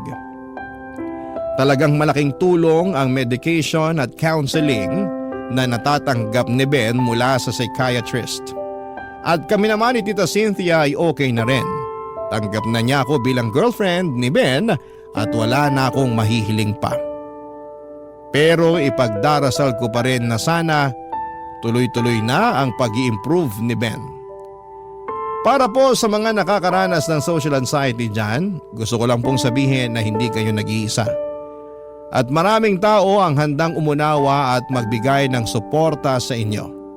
Kaya lumaban lamang po kayo dahil habang may buhay, ay may pag-asa. Ang dami ko pong natutunan sa relasyon namin ni Ben. Isa sa mga pinakamahalagang realizations ko ay ang pagiging sensitibo at maunawain sa mga taong may mental health conditions, tulad na lamang po ng social anxiety. Mahalaga na huwag nating husgahan ang mga tao base sa kanilang kahinaan at lagi nating tatandaan na may mga bagay na hindi agad natin nauunawaan, kaya't magsikap tayong magbigay ng malasakit at suporta. Dahil sa simpleng pag-unawa, malaki ang maitutulong nito sa mga taong may pinagdaraanan.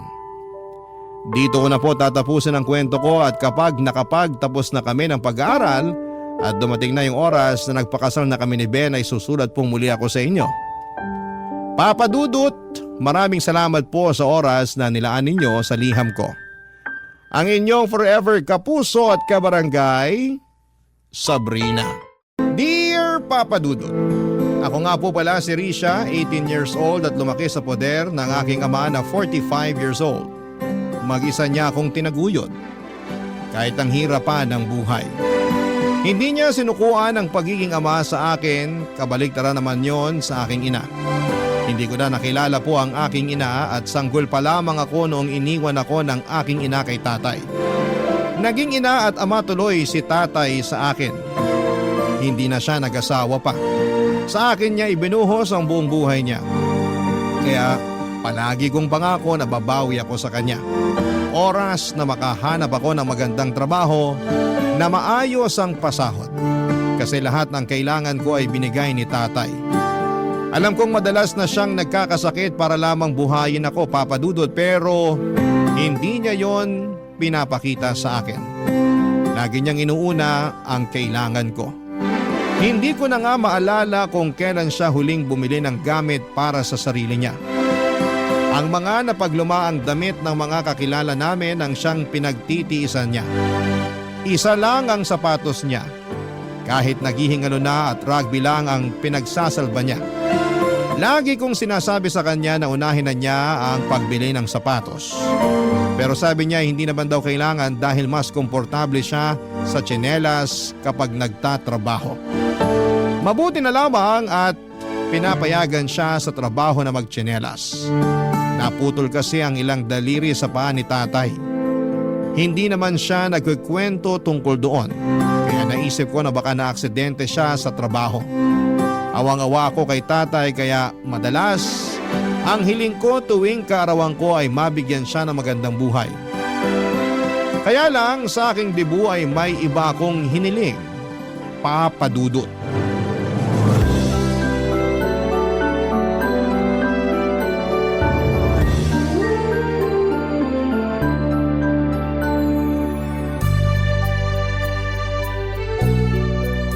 Happy birthday, anak! Salamat, Tay. Pasensya na kung 5 instant noodles at 3 nilagang itlog lang ang handa mo, ha? Na-delay kasi yung sahod ko. Ayos nga to eh. Alam nyo namang paborito ko ang instant noodles. Tapos tong tostadong pandesal na merong mantikilya. Perfect! Salamat, Tay. Walang anuman, anak. Basta para sa'yo. Babawi ako sa'yo sa susunod. Kapag nakuha ko na yung sahod ko, mamamasyal tayo. Pasok tayo sa mall. Tingin tayo ng mga damit mo ron. Nako, wag na po, Tay. Alam nyo namang hindi ako mahilig pumasyal sa mall. Saka baka mapagastos lang tayo ron. Pumirmi na lang tayo rito sa bahay. Manood tayo sa cellphone ko ng pelikula. Magpapadownload ako riyan sa internet shop sa kabilang kanto. Para sana may magandang mangyari sa birthday mo. Debut mo pa naman. Dapat espesyal. Hindi pa ba espesyal tong birthday ko ngayon? Ang sarap ng pagkakaluto nyo ng instant noodles. Hindi nyo tinipid sa mantikilya tong pandesal. Ano pa bang mahihiling ko? Salamat sa pag-unawa, anak. Hayaan mo, babawi ako. Ako ang susunod na babawi sa inyo, Tay. Ang dami nyo nang ginawa para sa akin. Ako naman dapat. Hindi naman kita inuobliga, anak. Kung ano lang ang kaya mo, yun lang ang iabot mo sa akin. Pero hayaan mo ko bilang tatay mo na ibigay sa iyo ang lahat ng kailangan mo habang wala ka pang asawa at anak. Parang ayoko nang mag-asawa eh. Kasi mahihirapan yung mapapang-asawa ko na abutin yung mga ginawa nyo para sa akin. Mag-asawa ka pa rin. Pagod na akong alagaan ka eh. Gusto na kitang ipamigay. Biro lang anak. Ikaw na lang kaya ang ipamigay ko kay Aling Petra. Ang tagal ka ng type nun. Pansinin mo naman daw para may libre na tayong kutsinta sa umaga. Nirareto mo na naman ako sa kanya. Tigilan na nga natin yung karereto sa iba. Ganito na lang. Ano bang hiling mo ngayong kaarawan mo? Bukod sa ligawan mo si Aling Petra, Seryoso na anak. sana makilala ko na ang tunay kong nanay. Ay, napag-usapan na natin to. Bakit ba kasi ayaw mong ipakilala sa akin si nanay? Gusto ko lang namang mawala na yung mga tanong sa isip ko kung sino siya, kumusta siya, naaalala ba niya ako? O kahit kung paano lang niya ako kargahin nun. Yun lang naman, Tay. Huwag niyo na sanang ipagdamot yun sa akin. Birthday ko naman. Ay, basta iniwan ka na niya sa akin. Alam ko na yan, Tay. Bigyan niyo pa ako ng ibang detalye, please. Tsaka na tayo mag-usap ulit. Risha, Tay, please. kumain muna tayo. Kailangan ko ng pampalakas bago ako magkwento. Tahimik naming nilantakan ang instant noodles na niluto ni tatay. Hindi makatingin noon sa akin si tatay at parang iniisa-isa niya sa isipan ang mga alaala niya kay nanay. Nahalata kong nabalisa siya. Pero sana'y maintindihan niya na kailangan ko na ring malaman ang kwento tungkol sa aking nanay. Ang tagal ko rin yung hinahanap-hanap at wala akong may kwento sa school kapag may assignment ako tungkol sa aking nanay. Naging madamot kasi si tatay tungkol kay nanay. Gusto lang daw niya akong protektahan. Pero dalaga na ako at alam kong kaya ko nang harapin ang tungkol kay nanay. Pagkatapos namin kumain ay saka na kami nag-usap. Diretsahan na niyang sinabi ang lahat, Papa Dudut. Lorna ang pangalan ng nanay ko. 36 years old lamang siya at kay dad ko lamang siya nung pinanganak niya ako. Hindi pa siya handang maging ina noon kaya iniwan daw ako kay tatay. Sinabi rin ni tatay na marami siyang pagkukulang kay nanay at hindi raw niya naibigay ang lahat ng kailangan ni nanay. Kaya hindi niya masisisi si nanay kung umalis ito para buhayin ang sarili at tuparin ang mga naudlot nitong pangarap. Bumalik ito sa probinsya niya sa Bataan. Noong una raw ay nakikibalita pa ito sa akin pero nang tumagal ay hindi na. Pinaubayan na raw ako ng buo kay tatay. Dahil sabi ni nanay mas maganda raw ang paglaki ko kung si tatay ang bubuhay sa amin. Pagkatapos noon ay binigay din ni tatay ang picture at address ni nanay sa probinsya. Parang nabasa ni tatay na gusto kong puntahan si nanay. Kaya nagabot ito ng 2,000 piso para maggamit ko sa pagdalaw ko kay nanay. Niyakap ko si tatay at nagpasalamat. Noong gabing yon ay tinulungan niya akong mag-impake ng damit. Kinabukasan ay maaga akong hinatid ni tatay sa bus station patungo sa Bataan. Papa Dudut.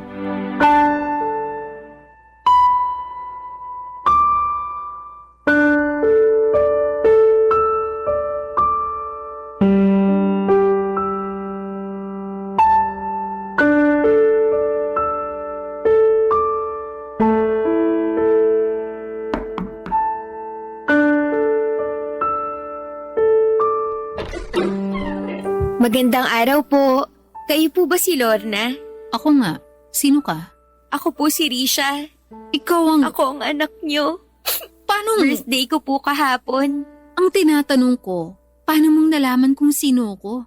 At paano mo nalaman ang bahay ko? Kay tatay po. Bakit hindi tumupad sa usapan ng magaling mong tatay? Po? Ang usapan namin, kakalimutan nyo na ako mag-ama. Bakit nandito ka? Kasi gusto ko po kayong makilala. Alam mo naman pala ang pangalan ko. Pero bakit kailangan mo pampuntahan ako rito sa Bataan? Kasi gusto ko lang pong kumustahin kayo. Ayos naman ako. Bakit may dala kang maleta? Kasi po, bala ko po sanang kung pwede lang po. Huwag mong sabihin pinapatapon ka rito ng tatay mo. Hindi pwede. Anong ipambubuhay ko sa'yo? Hindi naman po ganun. Magbabakasyon lang po sana kasama niyo. Kahit magbabakasyon ka lang dito, hindi pa rin kita kayang asikasuhin. Kaya ko naman na po ang sarili ko. Dalaga na po ako. 18 na po ako kahapon lang. Akala ko 15 ka pa lang. Ay, binobola niyo naman po ako. Hindi kita binubola. Nakalimutan ko na kasi kung kailan kita pinanganak. Ang tagal na kasi nung huli kita nakita. Kaya nga po magandang pagkakataon to para makapag-bond tayong dalawa. Kilalanin po natin ang isa't isa. Bumawi tayo sa mga nawalang taon natin. Hindi ko naman kailangan bumawi sa'yo. Kasi tanggap ko naman binalato na kita sa tatay mo. Kahit po siguro para sa akin na lang.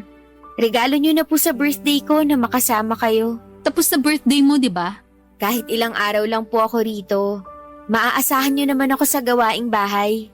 Talaga? Opo, magaling ako magluto. Yan ang kailangan ko, marunong magluto. Sawa na ako sa kakabili ng ulam sa karinderya. Paglalaba, maaasahan ba kita? Opo naman po. Okay, sige. Pumasok ka na. Sa sofa ka matulog, ha? Baka naman mamaya umasa ka pang makatabi ako. Hindi naman po. Okay na ako kahit saan, kahit sa sahig pa. Sakto pala ang pagdating mo. Kasi kailangan ko na maglilinis ng sahig. Pwede ka bang magwalis muna at mag-mop bago ka magbihis? Ang lagkit na kasi ng sahig ko eh. Opo, kayang-kaya ko yan. Saan ko po ba kukunin yung walis at basahan nyo? Nakita ko ang pagsilay ng ngiti sa labi ni Nanay Papa Dudut. Tinuro niya kung saan nakalagay ang walis at basahan. Pagkatapos noon ay nagmadali na akong linisan ang sahig niya. Ang dumi ng sahig, malagkit nga. Mukhang may natapong masabaw na ulam at bahagya lang napunasan. Hanggang sa makalikom na ng dumi at alikabok. Pero mabuti na lamang at naturuan ako ni tatay sa paglilinis. Mabilis kong napakinis ang sahig at natuwa si nanay, natuwa rin ako. Pagkatapos noon ay nagpasama siya sa akin para bumili ng mga iluluto ko raw na gabihan namin. Nagpapaluto siya ng adobong manok. Siyempre nagpabibo naman ako. Kaya after naming mamalengke, ginalingan ko sa pagluluto. Inaabangan ko talaga para purihin ako ni nanay sa bawat gagawin kong pabor sa kanya. Hindi masyadong natuwa si nanay sa niluto kong adobo. Masyado raw maalat. Para raw tinipid ko sa suka. Sinabi ko sa kanya na aayusin ko na lamang pero nagalit siya. Sayang lang daw ang oras. Hindi niya inubos ang niluto ko at nagpabili siya sa akin ng barbecue sa kanto. Agad ako nagmadali para bumili kaya lang ay naubusan na ng barbecue. Naghanap pa ako kung saan-saan at hindi ako pwedeng umuwi ng walang dalang barbecue sa kamay ko. Kabado na ako noon dahil wala akong mahanap. Naligaw pa ako dahil hindi naman ako taga roon. Pagka-uwi ko ay mas lalong nagalit si nanay dahil wala akong dala. Nahiya ako noon dahil feeling ko ay mali ako. Sinabi ko sa kanya na babawi na lamang ako sa susunod. Agad niyang inutos sa akin na ibabad na lang daw ang mga labahan niya para mabilis na makusot kinabukasan. Agad ko namang sinunod sa pag-asang matutuwa na siyang muli sa akin, Papa Dudut. Barangay Love Stories. Barangay Love Stories. Kinabukasan ay maaga akong nagising para ipaglaban na si nanay. Habang si nanay naman ay nakaupo sa sala at nagvi-videoke gamit ang cellphone niya. Rinig ko ang masayang tawa niya kahit papaano ay masaya na rin po ako. Nagmadali akong tapusin ang labahan para lamang makabanding si nanay. Excited na akong makakwentuhan siya. Kaya lang pagkatapos kong maglaba ay inutusan naman niya akong ayusin ang lasa ng adobong niluto ko nung gabi. Agad ko naman yung ginawa, Papa Dudut. Naayos ko naman at nananghalian na kami. Natuwa siya dahil masarap na ang adobo. Natuwa rin ako dahil napasaya ko naman siya. Noong time na akala ko ay pwede ko na siyang makakwentuhan ay bigla siyang umalis para puntahan daw ang mga barkada niya. Maiwan daw ako sa bahay para maglinis. Wala naman akong nagawa, Papa Dudut. Sa mga sumunod na araw ay ganun din ang nangyari. Naging parang kasambahay niya ako. Hindi ko pa siya nakakakwentuhan kahit sa almusal Lagi kasi siyang nakatutok sa kanyang cellphone at ilang araw lang dapat ako roon. Pero natagalan dahil hindi ko pa siya nakakausap ng maayos. Yun lang naman ang habol ko. Makabuo ng koneksyon sa nanay ko. Pero parang iniiwasan niya yon habang inilalapit sa akin ang ibang obligasyon, Papa Dudut.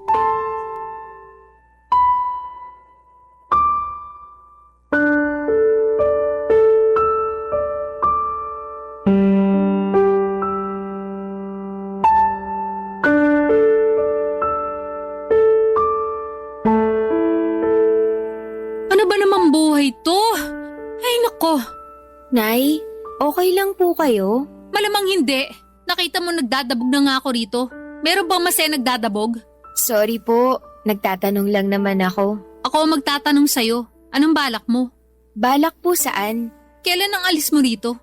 Baka naman maubos ang pera ko sa pagpapakain sa'yo. Gusto ko po muna kasi kayo makabanding sana. Banding? Magkakapera ba ako sa banding na yan? Yun lang naman po ang habol ko kaya ako pumunta rito. Pag nakabanding mo na ako, alis ka na. Pwede naman po. Ay, pahirapan ka naman bata ka, oo. Alam mo namang hindi tayo close. Anong pag-uusapan natin? Kahit ano po. Matatagalan pa ng konti bago ko mag-open up sa'yo. Kaya mabuti pa, maghanap ka ng trabaho pansamantala para makapagbigay ka sa akin ng pang-ulam natin dito. Hindi naman pwedeng ako lang ang gagastos dito. Mas masiba kung kumain kesa sa akin. Pwede naman po. Saka meron po akong 1,500 na natira sa akin. Bigay po ni tatay. Ayun naman pala. Bakit hindi mo agad binigay sa akin yan nung kararating mo lang? Hindi ko naman po alam na kailangan nyo ng pera. Walang taong hindi kailangan ng pera, Risha. Sorry po. Namana mo sa tatay mo yung kaeng-engan na yan. Parehas na parehas kayo. Parang hindi ginagamit ang utak. Mag-ama nga kayo. Nahihiya lang po kasi ako makipag-usap sa inyo. Hiya! May magagawa ba yan? Wala naman, di ba? Yan ang sinasabi ko lagi sa tatay mo nun. Huwag puro hiya ang pairalin. Umutang siya sa mga kakilala niya para may malaki kaming pera. Pero anong ginawa niya? Masyadong pinairal ang pride. Ayun! Nagpakapagod sa trabahong maliit naman ang sahod. Ano nangyari? E di wala. Kukunin ko lang po yung pera. Teka, bago mo kunin yun, may sasabihin ako sa'yo. Ano po yun? Seryoso ako sa sinabi ko na maghanap ka ng trabaho, ha? Kahit pansamantala lang, maraming karinderiya sa paligid. Pwede ka rin tumulong sa pagbebenta ng barbecue dyan sa kanto. Bahala ka, maghanap ka. Bibigyan kita ng 2 araw para makahanap ng trabaho. Pag wala kang nahanap, papauwi na kita sa tatay mo. Kayo na lang magbanding.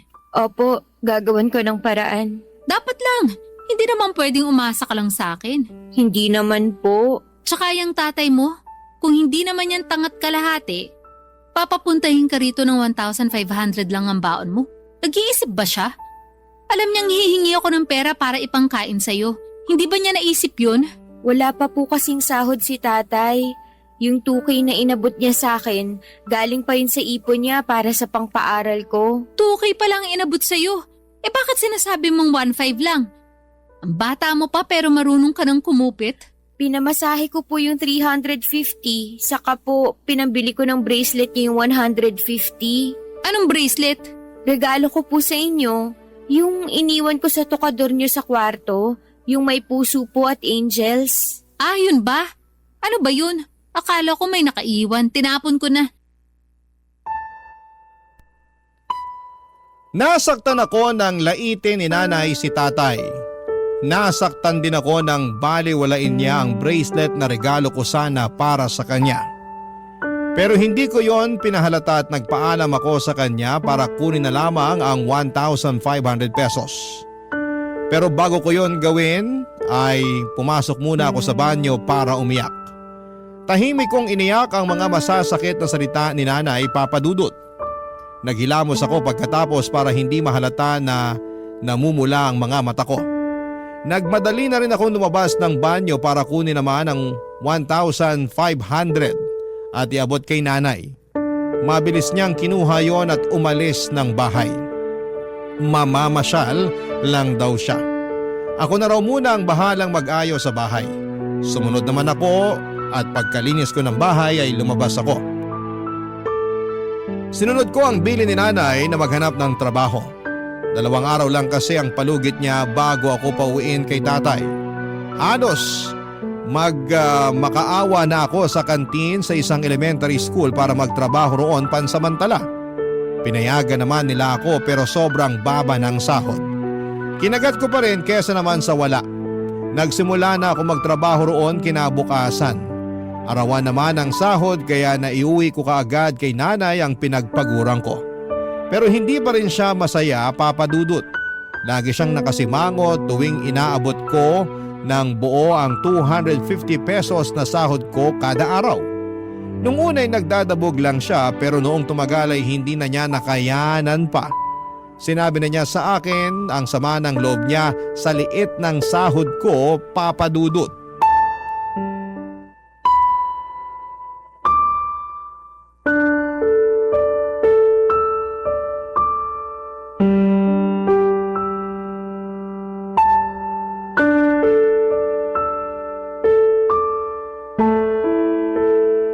Talaga bang 250 lang ang sahod mo kada araw? Opo, Nay. Yan lang talaga. Kasi naawa lang naman sa akin yung nagbabantay sa kantin, kaya nagawa niya akong isingit sa trabaho. Kung naaawa siya sa'yo, edi sana man lang tinaasan niya ang pasahod sa'yo. Ano ba naman yun?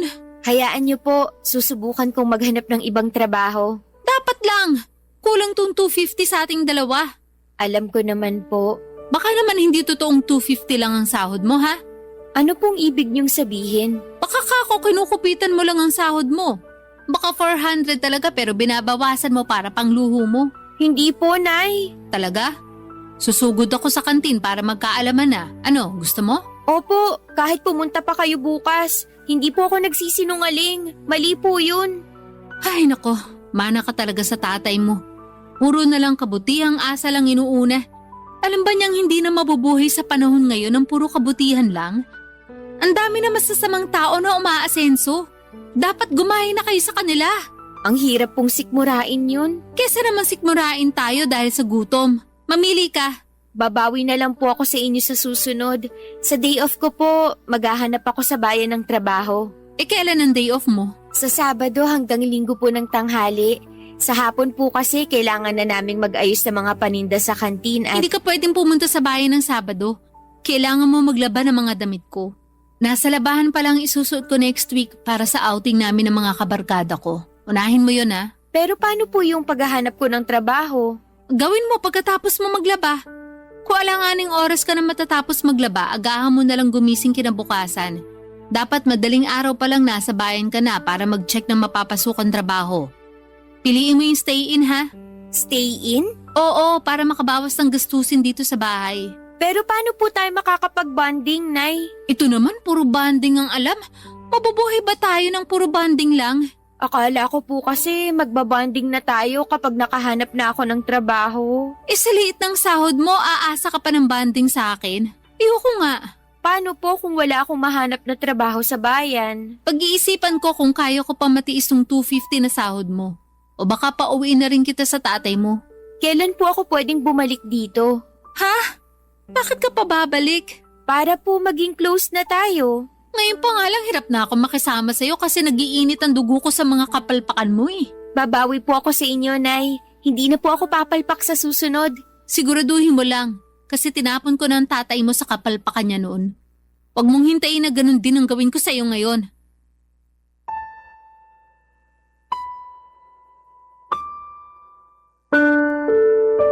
Papadudot pinandilatan niya ako ng mata para ipakitang hindi siya natutuwa sa akin at kay tatay. Paniniguro rin niya yon para bilisan ko ang paghahanap ng trabaho. Yon ang naging bonding naming mag-ina, puro pagbabanta. Aaminin kong napapansin ko na at hindi na ako natutuwa sa inaasal ni nanay sa akin. Ni minsan ay hindi ko naramdaman na mahal niya ako. O kaya kahit ituring man lang na isang anak. Para talaga akong kasambahay, Papa Dudut. Lagi ko na lamang isinisingit ang sarili ko sa kanya at ako na minsan yung nahihiya. Pero sumusubok pa rin ako. Kasi baka ako yung may pagkukulang. Baka kulang yung effort ko para makipaglapit sa kanya. Pero hindi alam kong ginagawa ko ang best ko para makabuo ng koneksyon sa kanya. Siya lang tong gusto akong iwasan. Siguro kasi hindi pa rin niya magawang mapatawad si tatay sa kung anumang nangyari sa nakaraan nila. Hindi pa rin buo sa akin at malinaw ang totoong dahilan ng hiwalayan nila noon. Kahit si tatay ay hindi maibigay ng diretsyo ang lahat ng detalye. Hindi ko naman na siya pinilit noon dahil baka umatras pa ito sa payagan akong makilala si nanay. Kaya nga gusto kong makibanding kay nanay para itanong na sa kanya ang lahat. Iniisip ko kasi na baka yun lang ang kailangan ko para matahimik na rin po ako. Kailangan ko lang ng closure sa naging hiwalayan nilang dalawa. Baka kapag naging malinaw sa akin ang lahat ay hindi ko nahahanap-hanapin pa ang pagkalinga ni nanay. Baka makontento na lamang ako sa pagmamahal at pag-aalaga ni tatay. Kaya naman pinagsikapan kong kunin ang loob ni nanay habang nasa poder niya ako. Baka yun na ang sagot sa lahat ng tanong ko mula noong bata pa lamang ako. Papa Dudut. Barangay Love Stories. Barangay Love Stories. Sa ilang linggong pag-stay ko sa bahay ni nanay ay may mga nalaman na rin naman ako sa kanya. Nalaman ko na nagtatrabaho siya bilang announcer sa isang bingguhan sa mga perya. Sideline din niya ang pagbebenta ng rejuvenating cream. Ang alam ko ay sapat naman ang kita niya roon lalo na sa perya. Marami namang nagbibigay sa kanya ng tip lalo na kapag natipuhan siya ng mga naglalaro. Nalaman ko yon nang minsang nag-uwi siya ng lalaki sa bahay. Nanalo ang lalaking yon sa bingo at malaki ang binalato kay nanay. Kaya good mood noon si nanay dahil malaki ang nahawakan nitong pera. Hindi niya pinagdiskitahan ang sahod ko. Ilang lalaki ang inuuwi niya noon sa bahay lalo kapag blackout bingo sa peryahan kung saan siya naka-assign. Inaasahan ko na yon palagi at minsan natatakot na rin ako at hindi makatulog ng maayos sa gabi. Lalo kapag iba ang tingin sa akin ng lalaking inuuwi niya. Hindi ko lang masabi dahil baka mabaliktad ako. Malaking adjustment ang ginawa ko sa pagpasok ko sa mundo ng nanay ko. Pero si nanay hindi niya magawa yon para sa akin. Napansin ko na puro ako na lamang lagi ang nagbibigay pero tinitiis ko. Kasi baka kapag napansin na ni nanay na puro magaganda ang nagagawa ko para sa kanya ay baka mahalin na niya ako. Baka pansinin na niya ako. Kaya nagpursige pa rin ako para kunin ang loob ni nanay. Triple ang galing na ipinakita ko sa paglilinis ng bahay para wala itong maipintas sa akin. Sinisigurado kong kada uwi niya ay kampante siya at magbubuhay reyna na lamang. Lahat ng hirap ay binaliwala ni nanay Papa Dudut. Lahat ng hirap kong yon, hindi ko pinapaalam kay tatay Papa Dudut.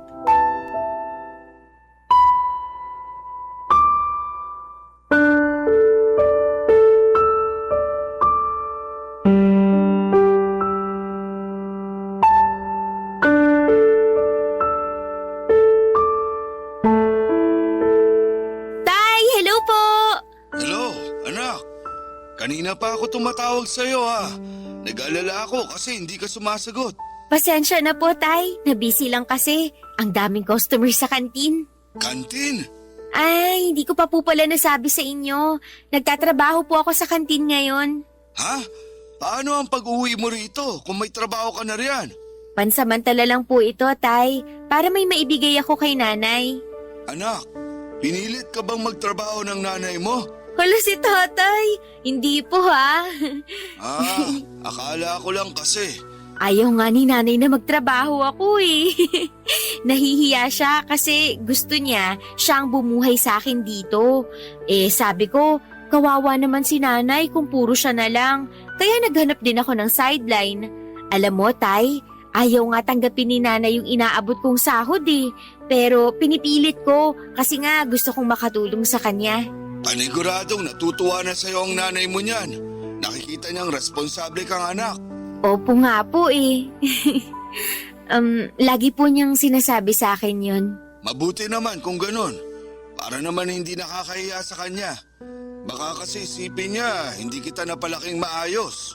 Hindi po ah. Never po siyang nagsabi ng hindi maganda sa inyo. Talaga, anak? Hindi niya ako sinabihang tanga o walang kwentang ama at asawa?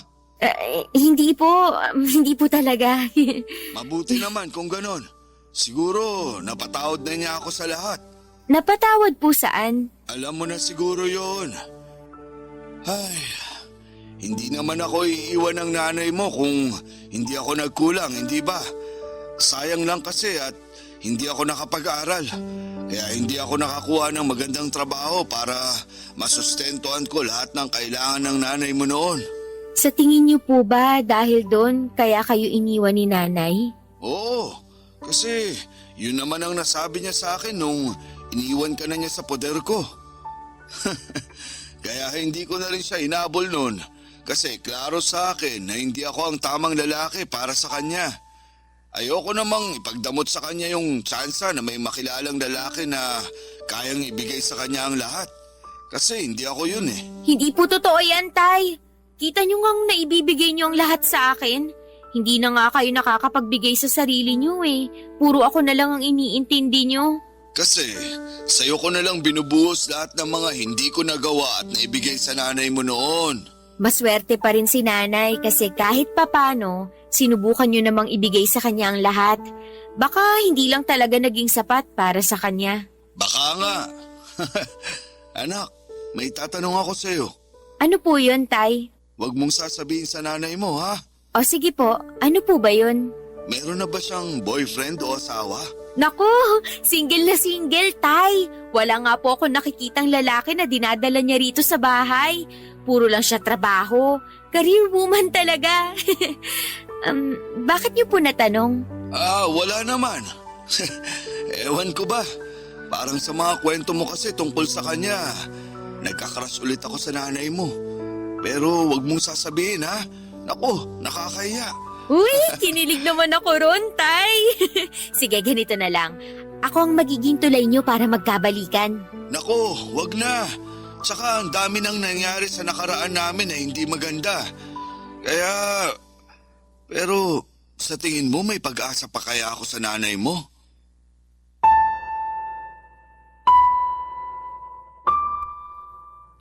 Hindi ko alam ang mararamdaman ko noon sa huling sinabi ni tatay. Kasalanan ko naman kung bakit ganon ang tanong niya. Napaasa ko siya. Nagsinungaling ako sa totoong trato sa akin ni nanay at ayoko lang naman kasing maghinala si tatay. Kapag nalaman kasi niyang hindi maganda ang trato ni nanay sa akin, paniguradong papauwiin na niya ako. Baka yun pa ang maging dahilan para magtanim ng galit si tatay kay nanay. Ang gusto kong mangyari ay magkaayos na sila kahit na hindi na magkabalikan pa. Yun bang makapag-usap man lang para magkumustahan. Para malaya na akong nakakasama silang dalawa. Pero sa ugali ni nanay ay parang malabong mangyari yon. Ramdam ko ang galit niya kay tatay at hindi na yon nagbago kahit panay ang bida ko sa magagandang ginawa ni tatay sa akin. Inisip ko na baka kulang pa ang pagbebenta ko sa magagandang katangian ni tatay. Napangiti ako at nakaisip ng ideya. Paano nga kaya kung galingan ko pa sa pagbibida kay tatay at sa mga magagandang katangian nito? Na-imagine ko kapag lumambot na ang puso ni nanay, kapag bentang-benta na sa kanya ang mga magagandang ugali ni tatay ay pwede kaya silang magkabalikang dalawa. Kasi nung puro ako papuri sa ugali ni nanay kay tatay, bigla naging masigla si tatay sa pagtatanong tungkol kay nanay. Bigla parang nagkagusto ulit ito kay nanay. Baka naman pwedeng ganun din ang mangyari kay nanay. Pwede kayang magkaroon ng second chance sa pagmamahala ng mga magulang ko. Mararanasan ko na kayang magkaroon ng buong pamilya. Napangiti ako at pwede yon, naniniwala ako.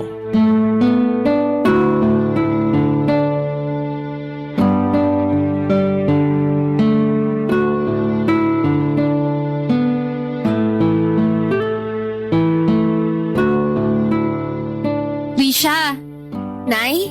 marunong ka naman mag-pedicure, di ba? Opo, Nay. lumapit ka rito. I-pedicure mo pa ako. Hindi ako makayuko ng maayos eh. Sumasakit na naman ang likod ko. Sige po. Kumusta ang tatay mo? Ay, si tatay po. Ayun, sobrang gwapo pa rin. Ha? Kinukumusta ko ang kalagayan ng tatay mo, hindi ang itsura niya. Kailan pa naging gwapong tatay mo? Kung hindi naman po gwapo si tatay para sa inyo, bakit niyo ako nabuo? Gusto mo malaman? Opo, gusto kong malaman yung naging love story niyo. Hindi nga love story ang nangyari sa amin, no? Horror. Po? Yung kaibigan naman niya ang gusto ko eh. Kaso hindi ako pinapansin. Kaya nagpainom ako. Inimbitahan ko silang dalawa ng tatay mo para pumahig lang yung kaibigan niya na sumama. Sinubukan kong lasingin yung kaibigan ng tatay mo pero hindi umipik.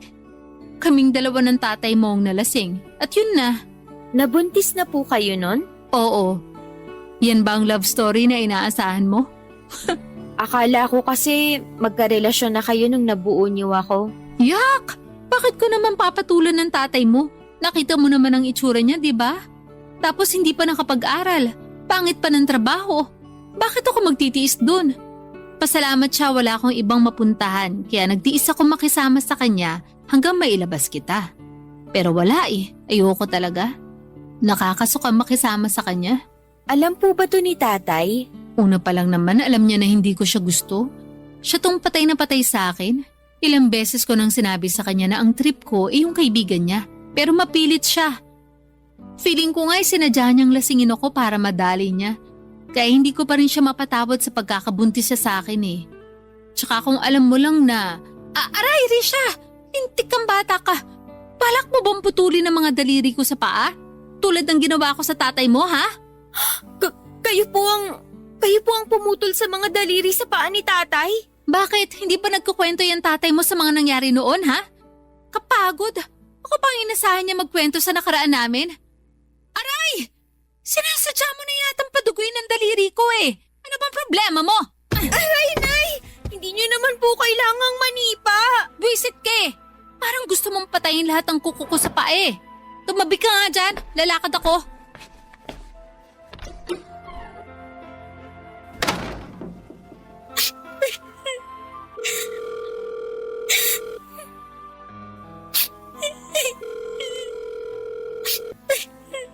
Anak, napatawag ka.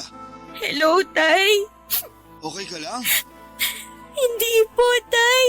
Anak, ano nangyari? Magsabi ka kay tatay. Tay, ayoko na rito. Anak, umuwi ka na rito kay tatay ha? Susunduin kita sa terminal. Opo, Tay. Uuwi na ako. Hintayin niyo po ako. I love you, Tay.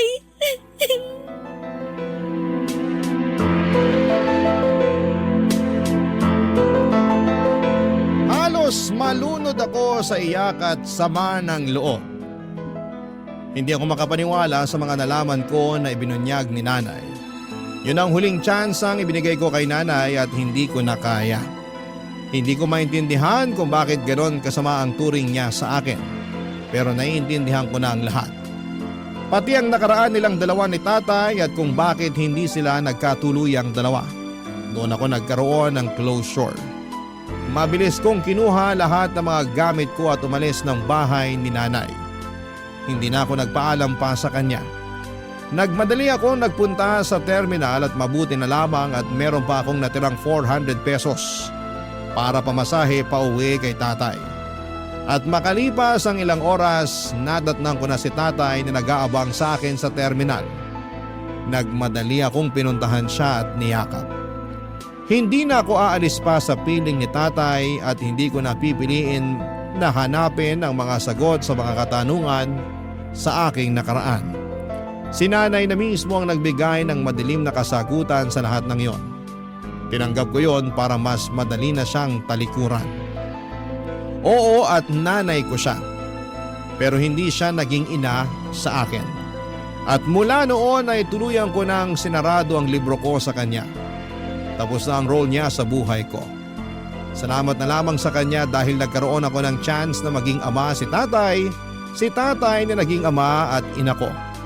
Bakit pa ba ako maghahanap ng pagkalinga ng isang ina? kung mismong si tatay na ang bumubuo noon para sa akin, hindi ba? Maraming salamat po sa pagbasa ng aking liham. Ako po ang inyong kapuso at kabarangay forever, Risha.